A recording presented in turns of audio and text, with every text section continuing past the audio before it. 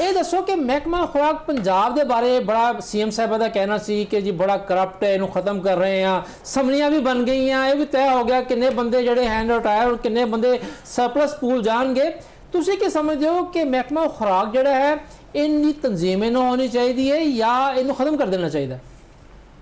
ਨਹੀਂ ਜੀ, ਬਿਲਕੁਲ ਗਲਤ ਹੈ। ਜਦੋਂ ਇਹ ਲੈ ਕੇ ਆਏ ਸੀ ਨਾ ਜੀ ਬਿੱਲ, ਉਦੋਂ ਵੀ ਅਸੀਂ ਇਹਦੀ ਮੁਖਾਲਫਤ ਕੀਤੀ ਸੀਗੀ ਕਿ ਮਹਿਕਮਾ ਫੂਡ ਸਿਕਿਉਰਿਟੀ ਜਿਹੜੀ ਗੰਦਮ ਇਕੱਠੀ ਕਰਕੇ ਸਾਡੇ ਜਿਹੜੇ ਮੁਸ਼ਕਲ ਵਕਤ ਵਾਸਤੇ ਜਿਹੜੇ ਸਟ੍ਰੈਟੇਜਿਕਲ ਰਿਜ਼ਰਵ ਵਾਸਤੇ ਚਾਹੀਦੀ ਹੁੰਦੀ ਆ, ਉਹਦਾ ਜ਼ਾਮਨ ਇਕੱਠੀ ਕਰਕੇ ਰੱਖਦਾ, ਕਣਕ ਨੂੰ ਸਟੋਰੇਜ ਕਰਦਾ। ਅਗਰ ਇਹਦੇ 'ਚ ਕੋਈ ਸ਼ਾਰਟਫਾਲ ਨੇ, ਚੀਜ਼ਾਂ ਨੇ, ਤੇ ਉਹਨੂੰ ਖਤਮ ਕੀਤਾ, ਮਹਿਕਮਾ ਨਾਲ ਖਤਮ ਕੀਤਾ ਜਾਵੇ। ਕਰੈਕਟ ਹੈ ਜੀ।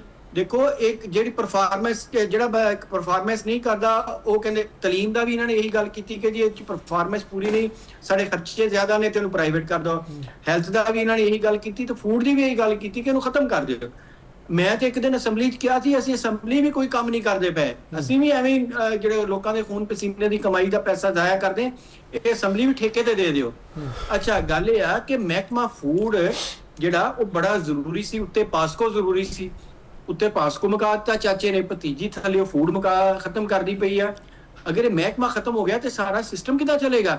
ਹਾਂ, ਅਸੀਂ ਇਸ ਚੀਜ਼ ਦੇ ਹੱਕ 'ਚ ਨਹੀਂ ਕਿ ਅਗਰ ਜਿਹੜੇ ਜਿੱਥੇ ਖਰਾਬੀਆਂ ਨੇ ਉਹ ਖਰਾਬੀਆਂ ਦੂਰ ਕਰੋ, ਇਹ ਨਾ ਕਿ ਸਾਰਾ ਸਿਸਟਮ ਹੀ ਮੁਕਾ ਦਿਓ। ਉਹ ਤੇ ਗੁੱਡ ਗਵਰਨੈਂਸ ਕੋਈ ਨਹੀਂ ਹੁੰਦੀ ਕਿ ਤੁਸੀਂ ਜਿੱਥੇ ਖਰਾਬੀ ਆ ਤਾਂ ਕਹੋ ਜੀ ਇਹਨੂੰ ਸਾਰੇ ਦੇ ਸਾਰੇ ਨੂੰ ਫਾਰਗ ਕਰ ਦਿਓ।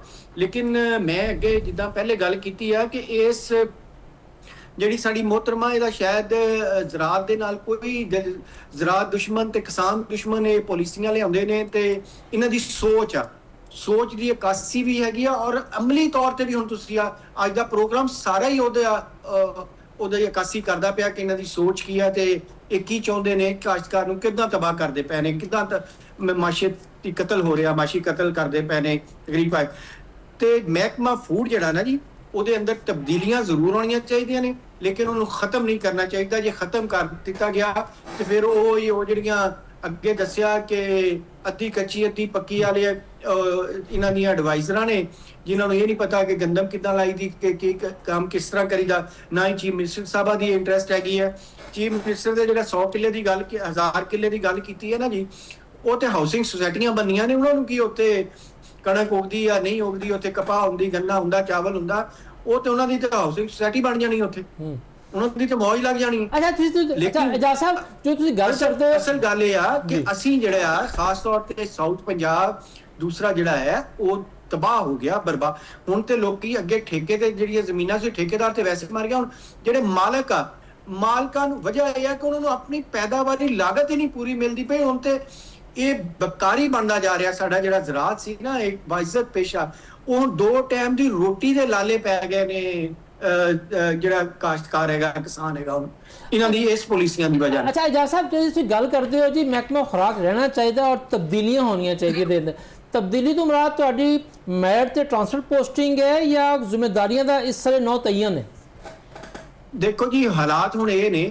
ਇੱਕ ਤੇ ਪਹਿਲੀ ਗੱਲ, ਇਹ ਮੈਂ ਤੁਹਾਡੀ ਗੱਲ ਦਾ ਬਾਅਦ ਚ ਦਿੰਦਾ, ਅਸੀਂ ਹੁਣ ਮੁਤਾਲਬਾ ਕੀਤਾ ਔਰ ਮੈਂ ਤੁਹਾਡੇ ਫੋਰਮ ਤੇ ਵੀ ਮੁਤਾਲਬਾ ਕਰਦਾ ਪਿਆ ਕਿ ਫੌਰੀ ਤੌਰ ਤੇ ਇਹ ਟ੍ਰਾਂਸਫਰ ਨਹੀਂ ਹੋਣਾ ਚਾਹੀਦਾ ਸੀ ਸੈਕਟਰੀ, ਇਹਨੂੰ ਰਿਜ਼ਾਈਨ, ਇਹਦਾ ਰਿਜ਼ਾਈਨ ਫੂਡ ਸੈਕਟਰੀ ਦਾ, ਐਗਰੀਕਲਚਰ ਸੈਕਟਰੀ ਦਾ, ਐਗਰੀਕਲਚਰ ਮਿਨਿਸਟਰ, ਫੂਡ ਮਿਨਿਸਟਰ ਔਰ ਚੀਫ ਮਿਨਿਸਟਰ ਵੀ ਆਪਣੇ ਆਪ ਨੂੰ ਸੋਚਣਾ ਚਾਹੀਦਾ ਕਿ ਜਿੰਨੀ ਤਬਾਹੀ ਕਰਕੇ ਤੁਸੀਂ 2 ਮਹੀਨੇ ਚੋਂ ਗੰਦਮ ਮੁੱਲ ਖਰੀਦਣ ਜਾ ਰਹੇ ਹੋ ਤੇ ਬਾਹਰੋਂ ਲੈਣ ਜਾ ਰਹੇ ਹੋ, ਇਹ ਇਹਨਾਂ ਦੀ ਨਾਕਾਮੀ, ਨਲਾਇਕੀ ਦਾ ਮੂੰਹ ਬੋਲਦਾ ਸਬੂਤ ਹੈ। ਇਹਨਾਂ ਤੇ ਟ੍ਰਾਂਸਫਰ ਨਹੀਂ ਹੋਣੇ ਚਾਹੀਦੇ, ਇਹਨਾਂ ਤੇ ਰਿਜ਼ਾਈਨ ਔਰ ਇਹਨਾਂ ਦੇ ਉੱਤੇ ਫਿਕਸ ਹੋਣਾ ਚਾਹੀਦਾ। ਦੂਜੀ ਜਿਹੜੀ ਗੱਲ, ਪਹਿਲੀ ਗੱਲ ਤੁਸੀਂ ਕੀਤੀ ਕਿ ਫੂਡ ਦੇ ਹਾਲਾਤ ਇਹ ਨੇ, ਜਦੋਂ ਇਹ ਤੇ ਨਹੀਂ ਕਹਿੰਦਾ ਫੂਡ ਕਿ ਇਸ ਮੌਜੂਦਾ ਜਿਹੜਾ ਡੀਜੀ ਆ ਤੇ ਇਹਨਾਂ ਨੇ ਸਾਰੇ ਹੀ 17 ਦੀ ਮੈਂ ਲਿਸਟ ਤੁਹਾਨੂੰ ਦੇ ਸਕਦਾ ਕਿ ਜਿਹੜੇ AFC ਨੇ ਮੋਸਟ ਜੂਨੀਅਰ ਬੰਦੇ ਨੇ, ਉਹਨਾਂ ਨੂੰ ਸੀਨੀਅਰ ਬੰਦੇ DFC ਲਾਇਆ ਹੋਇਆ, ਡਿਸਟ੍ਰਿਕਟ ਡਿਵੀਜ਼ਨਲ ਫੂਡ ਕੰਟਰੋਲਰ ਲਾਇਆ ਹੋਇਆ, ਡਿਸਟ੍ਰਿਕਟ ਫੂਡ ਕੰਟਰੋਲਰ ਲਾਇਆ ਹੋਇਆ, ਹਾਂਜੀ, ਡਿਸਟ੍ਰਿਕਟ ਵੀ ਲਾਇਆ, ਡਿਵੀਜ਼ਨ ਦੇ ਵੀ ਹੈਡ ਜਿਹੜੇ DD ਲੱਗੇ ਨੇ ਉਹ ਵੀ ਮੋਸਟ ਜੂਨੀਅਰ ਲੱਗੇ ਨੇ। ਤੁਸੀਂ ਦੇਖ ਲਓ, ਪਿੰਡੀ ਦਾ ਦੇਖ ਲਓ ਤੁਸੀਂ, ਬਾਕੀ ਹੋਰ ਕਾਫੀ ਸਾਰੇ ਜ਼ਿਲ੍ਹੇ ਨੇ, ਸਰਗੋਦਾ ਦੇਖ ਲਓ, ਗੁਜਰਾਂਵਾਲੇ ਦੇਖ ਲਓ, ਉੱਥੇ ਵੀ ਜੂਨੀਅਰ, ਜ਼ਿਲ੍ਹਿਆਂ 'ਚ ਵੀ ਜੂਨੀਅਰ, ਕਿਉਂਕਿ ਜੂਨੀਅਰ ਕੋਲੇ 2 ਨੰਬਰੀ ਕੰਮ ਕਰਵਾ ਕੇ ਤੇ ਇਸ ਹਕੂਮਤ ਦਾ ਪਹਿਲੇ ਵਤੀਰਾ ਇਹ ਹੈ ਕਿ ਜਿਹੜੇ ਅਫਸਰ ਜੂਨੀਅਰ ਲਾਓ ਉਹਨਾਂ ਕੋਲ 2 ਨੰਬਰ ਕੰਮ ਕਰਵਾਓ। ਤੇ ਗੱਲ ਇਹ ਆ ਕਿ ਇਹ ਇਤਰਾਜ਼ ਤੇ ਜੀ ਲਾਹੌਰ ਦੀ ਡਿਊਟੀ ਤੇ ਵੀ ਹੈ ਕਿ ਸੁਣਨ ਚ ਹੈ, ਗਲਤ ਹੈ, ਸਹੀ ਉਹ ਬਹੁਤ ਜੂਨੀਅਰ ਲੱਗਾ ਪਿਆ ਜੇ ਉਹਨੇ ਲਾਹੌਰ ਦਾ ਤਖਤ, ਲਾਹੌਰ ਦਾ ਕੀ ਤਖਤ ਕੱਢ ਦਿੱਤਾ, ਜਿਹੜਾ ਲਾਹੌਰ ਦਾ ਡੀਡੀ ਲੱਗਾ ਜੇ ਡਿਸਟ੍ਰਿਕਟ ਫੂਡ ਜਿਹੜਾ ਉਹ ਡਿਪਟੀ ਡਾਇਰੈਕਟਰ ਫੂਡ ਜਿਹੜੇ ਹੈਗਾ ਜੀ, ਉਹ AFC ਸਾਹਿਬ ਨੇ ਲਾਹੌਰ ਦੇ ਵਿੱਚ ਆਟੇ ਦੀ ਤੇ ਲਾਹੌਰ 'ਚ ਜਿਹੜਾ ਹਾਲਾਤ ਕਰ ਦਿੱਤੇ ਨੇ ਰੋਟੀ ਦਾ, ਤੇ ਉਹ ਦੇਖ ਲਓ ਕੀ ਤਮਾਸ਼ਾ ਇਹਨਾਂ ਦੇ ਨੱਕ ਦੇ ਥੱਲੇ ਕੀ ਕਰ ਦਿੱਤਾ ਜੀ। ਸਹੀ, ਅੱਛਾ ਫੇਰ ਦਿੱਤੀ। ਸਹੀ। ਇਬਰਾਹਿਮ ਮੁਗਲ ਸਾਹਿਬ, ਹੁਣ ਗੱਲ ਇਹ ਹੈ ਕਿ ਇਹਦਾ ਹੱਲ ਕੀ ਹੈ? ਯਾਨੀ ਕਿ ਦੇਖੋ ਅਸੀਂ ਤਨਕੀਦ ਤੇ ਕਰ ਲਈ और जाहिर गल है हुकूमत का नुमाइंदा इस टाइम मौजूद नहीं है कोई भी, लेकिन मेरा प्रोग्राम जो हाजिर होने वास्ते जदों भी महकमा खुराक का या हुकूमत का कोई बंदा जोड़ा है इब्राहिम मुगल साहब की, इजाज शफी साहब की तनकीद और सवालात राजात जवाब देना चाहे, साडा प्लेटफॉर्म हाजिर है। इब्राहिम मुगल साहब ये दसो हल की है? ठीक है, ठीक है। अच्छा ये दसो मैनू इब्राहिम मुगल साहब कि इस साल तो जो तबाही होनी हो गई, इंपोर्ट भी हो रही है, और मैं अपने 30 साल रिपोर्टिंग के तजर्बे की बुनियाद पर दावा कर सकता कि जनाब अली ये इंपोर्ट करके भी पाकिस्तान और बिलखसूस पंजाब दे विच रोटी आटे का बहरान नहीं मुकना, क्योंकि एक दफ़ा जदों नारा लग जाए ना कि फिल्म डब्बा है तो फिल्म डब्बा ही होंगी है फिर, ठीक है ना। हल की अगले साल काश्त बढ़ाने का, पैदावार बढ़ाने का? देख दे उत्ते चपनी दही रखीए तो ठीक है, कनाली दही रखीए तो ठीक है, जो कह रही है ना भाई अपने अपने पैरों तो हो जाओ तो 100 देग भी लियाओ तो मुक जाती है। हुण ये थमोआ या थम पै जे आटे की, ये नहीं पैनी। हल इहदा की है? महकमा खुराक अल्लाह वाहदाहू ला शरीक दी कतम मैं इन्हों करीब तो स्टडी किया, मैं इन्हों नीपा लैक्चर देन जाना, मैं इन्होंने IQ नूं जानना। महकमा खुराक, महकमा ज़राअत, महकमा लाइफ स्टाक, अगर ये 3 महकमे खत्म करन तो 27 तो 30 अरब रुपया साल का बच सकता है। ला इलाहा इल्लल्लाह मुहम्मद रसूलुल्लाह, किसान नूं इन्हां 3 महकमे का कोई फायदा नहीं जाएगा। दूजी गल, खाद वाला अपनी खाद का रेट आप कटदा, जरिया दिवियात वाला अपनी रेट आप कटदा, जे बी वाला तो बोरी का रेट आप कटदा, तो किसान भी अपनी कणक का रेट आप कटन दो। फिर 144 क्यों, फिर दफा 144 क्यों? और अज जे अगर चिश्तियां तो आउंदी कणक लाहौर 4500 या 4700 च पहुंचती पई है, तो जे यह 4500 4700 तुसीं कर देंगे अप्रैल दे विच, ते अगले साल इन्नी क कणक बीजदा कि 1999 दे विच तुहानूं मसीतां च भी कणक स्टोर करनी पई सी, ते तुहाडे ते पाबंदियां नहीं सन लगियां ਜਦੋਂ ਤੁਸੀਂ ਐਟਮ ਬੰਬ ਚਲਾਇਆ ਸੀ, क्योंकि ਤੁਸੀਂ घर ਦੇ दाने खांदे पे सो। ਅੱਜ घर ਦੇ दाने मुक गए ने, ਅੱਜ ਤੇ ਤੁਸੀਂ ब्लैकमेल हो रहे हो। और मैं दस दियां इस वे वजीरे खुराक, वजीरे ज़राअत, वजीरे लाइफ स्टाक, ये बिल्कुल इन्हां नूं अल्फ दे नां कोको दा नहीं जे पता हैगा।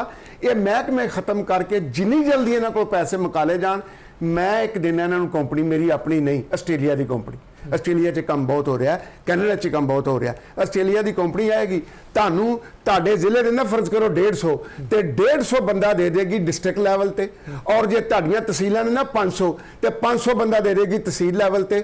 ਐਗਰੀਮੈਂਟ ਤੁਹਾਨੂੰ ਦੇਗੀ ਬਾਹਰ ਦੀ ਰਕਮ ਦਾ ਡਾਲਰਾਂ ਦੇ ਵਿੱਚ ਕਿ ਅਸੀਂ ਤੁਹਾਨੂੰ, ਤੁਸੀਂ ਕਹਿੰਦੇ ਹੋ ਕਿੰਨੀ ਜੀ 50 ਲੱਖ ਟਨ ਕਣਕ ਅਸੀਂ ਖਰੀਦਾਂਗੇ, ਉਹਨੂੰ ਸਟੋਰ ਕਰਾਂਗੇ, ਸਟੋਰ ਦੇ ਵਿੱਚ ਮਹਿਫੂਜ਼ ਰਹੇਗੀ, ਜਦੋਂ ਤੁਸੀਂ ਕਹੋਗੇ ਉਹਦੀ ਸਪਲਾਈ ਦੇਵਾਂਗੇ। ਜੇ ਅਗਰ ਤੁਸੀਂ ਆਪਣੇ ਮਹਿਕਮੇ ਦੇ ਉੱਤੇ ਇਹਦੇ ਤੇ 500 ਕਰੋੜ ਰੁਪਇਆ ਖਰਚ ਕਰਦੇ ਪਏ ਹੋ, ਸਾਨੂੰ 200 ਕਰੋੜ ਰੁਪਇਆ ਦੇ ਦੇਣ। ਇਸ ਤਰ੍ਹਾਂ ਦੇ ਹੁਣ ਦੁਨੀਆ ਨਵੀਂ ਆ ਗਈ ਹੈ, ਹੁਣ ਦੁਨੀਆ ਉਹ ਮੱਖੀ ਤੇ ਮੱਖੀ ਮਾਰਨ ਵਾਲੀ ਨਹੀਂ ਰਹੀ, ਹੁਣ ਇਹਦੀ ਇਨਵੈਂਟਰੀ ਬਣਨੀ ਹੈ, ਹੁਣ ਇਹਦੀ ਸਟਾਕਿੰਗ ਹੋਣੀ ਹੈ, ਹੁਣ ਸਟਾਕਿੰਗ ਤੋਂ ਬਾਅਦ ਉਹਦੀ ਡਿਲੀਵਰੀ ਜਾਂ ਡਿਸਟ੍ਰੀਬਿਊਸ਼ਨ ਹੋਣੀ ਹੈ। ਆ ਜਿਹੜੇ ਪੁਰਾਣੇ ਅਸੀਂ ਬਾਬੇ ਭਰਤੀ ਕਰ ਲਏ ਨਾ, ਬਾਬੂ ਤਾਂ ਨਹੀਂ ਜਾਨ ਛੱਡੇਗਾ, ਲੇਕਿਨ ਬਾਬੂ ਜਿਹੜਾ ਜਾਨ ਨਹੀਂ ਛੱਡਦਾ, ਭਾਰ ਮੇਰੇ ਕਿਸਾਨ ਤੇ ਉਹਦਾ ਪੈਂਦਾ ਪਿਆ। ਕਿਸਾਨ ਨੂੰ ਇਹਨਾਂ ਮਹਿਕਮੇ ਦਾ ਕੋਈ ਫਾਇਦਾ ਨਹੀਂ ਜੇ ਹੈਗਾ। ਚਿੱਚੜ ਆਉਂਦੇ ਨੇ ਡੰਗਰਾਂ ਨੂੰ, ਮਹਿਕਮਾ ਚੁੱਪ ਹੈ। ਜੇ ਮੂੰਹ ਖੋਰ ਆਉਂਦਾ, ਮਹਿਕਮਾ ਚੁੱਪ ਹੈ। ਜੇ ਮੱਝ ਤਰੂ ਗਈ ਹੈ ਪਤਾ ਨਹੀਂ ਲੱਗਾ, ਮਹਿਕਮਾ ਚੁੱਪ ਹੈ। ਇਹਨਾਂ ਦਾ ਸਾਨੂੰ ਫਾਇਦਾ ਕੀ ਹੈ? ਅੱਜ ਚੰਗਾ ਬੀਜ ਮੈਨੂੰ ਦੇ ਦਿਓ, ਖਾਦ मुनासिब रेट से दे दिओ, मैं तुहानूं पैदावार चंगी मेरी लै ਲਾਂ, मैं तुहानूं पैदा कर देंगा।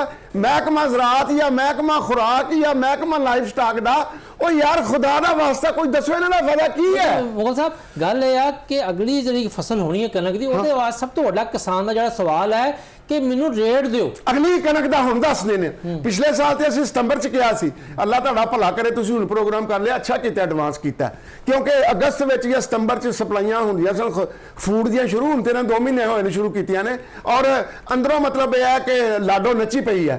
लेकिन मैं फिर भी दस दियां तुहाडे प्रोग्राम की वसाकत नाल अगले साल का रेट, मरियम साहबा बाबू नाल सलाह ना करना, अब मेरा छोटा वीर है रिजवान, इनू बुला लेना, ये मैं भी आ जाऊंगा इहदी गड्डी च बह के, ते अगले साल का कणक का रेट 4500 रुपया कर दिओ। 4500 ਅਗਰ ਨਹੀਂ ਕਰਦੇ ਤੇ ਕਿਸਾਨ ਨੂੰ ਫਿਰ ਜੇ ਤੂੜੀ ਵੀ ਨਾ ਲੱਭੀ ਤੇ ਉਹਨੇ ਕਣਕ ਨਹੀਂ ਜੇ ਬੀਜਣੀ। ਅੱਜ ਕੱਲ ਮੁੰਜੀ ਤੁਹਾਡੀ ਆਉਂਦੀ ਪਈ ਹੈ ਸੁਪਰ ਦਾ ਰੇਟ 7000 ਰੁਪਇਆ ਕਰ ਦਿਓ।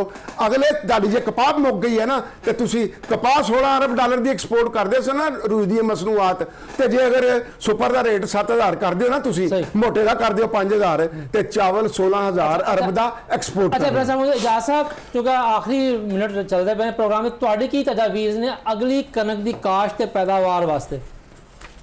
ਦੇਖੋ ਜੀ, ਜਿਹੜੀ ਗੱਲ ਆਖੀ ਹੈ ਨਾ ਇਬਰਾਹਿਮ ਸਾਹਿਬ ਨੇ ਕਿ ਮਰੀਮ ਐਲਾਨ ਕਰੇ 4500 ਦਾ, ਇਹ ਤੇ ਝੂਠੋ ਝੂਠ ਆ, ਕਿਉਂਕਿ ਇਹਨੇ ਪਿਛਲੇ ਸਾਲ ਵੀ ਲੋਕਾਂ ਨੂੰ ਗੱਲ ਕੀਤੀ ਕਿ ਤੁਸੀਂ ਗੰਦਮ ਬੀਜੋ ਤੇ ਮੈਂ ਤੁਹਾਡੇ ਨੁਕਸਾਨ ਦੀ ਜ਼ਿੰਮੇਦਾਰ ਹਾਂ। ਬਿਲਕੁਲ ਬਿਲਕੁਲ ਦਾਵਾ ਸੀ ਉਹਨਾਂ ਦਾ ਜੀ। ਇਹ ਤੇ ਠੀਕ ਕਹਿੰਦੇ ਪਏ ਨੇ ਗੱਲ ਠੀਕ ਹੈ ਤੁਹਾਡੀ, ਇਹ ਗੱਲ ਠੀਕ ਹੈ। ਠੀਕ ਹੈ ਨਾ ਜੀ, ਇਹ ਝੂਠ ਬੋਲਦੇ ਨੇ, ਝੂਠੀ ਹੈ ਇਹਨਾਂ ਤੇ ਇਤਬਾਰ ਮੁੱਕ ਗਿਆ। ਮੈਂ ਰਿਕਾਰਡ ਦੀ ਗੱਲ ਕਰਦਾ ਪਿਆ, ਮੈਂ ਕੋਈ ਗਲਤ ਗੱਲ ਨਹੀਂ ਕਰਦਾ ਪਿਆ। ਤੇ ਜੇ ਉਹ ਝੂਠ ਹੀ ਬੋਲਦੇ ਨੇ ਤੇ ਉਹ ਸੀਟ ਕਿਉਂ ਨਹੀਂ ਛੱਡ ਦਿੰਦੇ? ਮਰੀਮ ਸਾਹਿਬਾ ਸੀਟ ਕਿਉਂ ਨਹੀਂ ਛੱਡ ਦਿੰਦੇ? ਸੱਚਾ ਬੰਦਾ ਆ ਜਾਏ। ਇਬਰਾਹਿਮ ਸਾਹਿਬ ਪ੍ਰੋਗਰਾਮ ਦਾ ਐਂਡ ਹੈ ਜੀ, ਇਜਾਜ਼ਤ ਭਾਈ ਗੱਲ ਮੁਕੰਮਲ ਕਰੋ। ਤੇ ਦੂਜੀ ਗੱਲ ਹੈ, ਇਸ ਗੱਲ ਤੇ ਕੋਈ ਇਤਬਾਰ ਨਹੀਂ ਹੋਣਾ। ਜਿਹੜੀ ਗੱਲ ਅਸਲ ਹੈ ਫੌਰੀ ਤੌਰ ਤੇ, ਹੁਣ ਅਗਰ ਤੁਸੀਂ ਸੂਬਾ ਬਚਾਉਣਾ, ਅਗਰ ਤੁਸੀਂ ਪਾਕਿਸਤਾਨ ਬਚਾਉਣਾ, ਤੇ ਉਹਦਾ ਹੱਲ ਸਿਰਫ ਇਹ ਹੈ ਕਿ ਪੰਜਾਬ ਬਲਕਿ ਪਾਕਿਸਤਾਨ ਦੇ ਵਿੱਚ ਫੌਰੀ ਜ਼ਰੀ ਐਮਰਜੈਂਸੀ ਲਾਓ, ਬਸ ਸਹੀ। ਬਹੁਤ ਸ਼ੁਕਰੀਆ। ਇਹਦਾ ਹੱਲ ਕੱਢੋ ਮੁਸਤਕਿਲ ਬੁਨਿਆਦਾਂ ਤੇ। ਇਹ ਨਹੀਂ ਹੋਣਾ ਝੂਠ ਬੋਲ ਕੇ ਜੀ ਅਸੀਂ 4500 4000, ਕਿਸੇ ਨੇ ਇਤਬਾਰ ਨਹੀਂ ਕਰਨਾ ਇਹਨਾਂ ਝੂਠੇ ਲੋਕਾਂ ਨੇ।